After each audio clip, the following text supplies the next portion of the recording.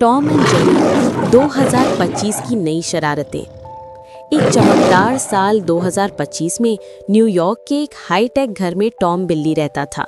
घर वालों ने उसे नया स्मार्ट कॉलर पहनाया था जो उसे हर जगह ट्रैक करता था।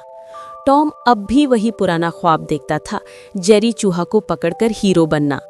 एक दिन जेरी ने घर के नए ऑटो किचन रोबोट को हैक कर लिया। बस फिर क्या था, रोबोट ने पूरा किचन पनीर की बारिश शुरू कर दी। टॉम गुस्से में भागा, लेकिन जेरी ने ड्रोन से पनीर के टुकड़े टॉम पर बरसा दिए। टॉम तर में शरबोर हो गया। टॉम ने जवाब में घर का होलोग्राम लेजर चोरी किया और जेरी का 3D भूत बना दिया। जेरी डर गया, लेकिन फिर उसने होलोग्राम को ही हैक करके टॉम का 100 फुट लंबा भूत बना दिया। पूरे घर में टॉम का देवयकल साया घूमने लगा। आखिर में दोनों ने मिलकर रोबोट को दोबारा प्रोग्राम किया और घर वालों को सरप्राइज दिया। रात के खाने में पनीर वाला पिज्जा और लेजर शो। घर वाले खुश, टॉम और जेरी थककर सो गए।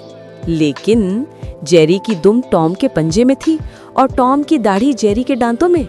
कल फिर नई लड़ाई होगी, क्योंकि 2025 में भी टॉम एंड जेरी वही पुराने यार और दुश्मन है।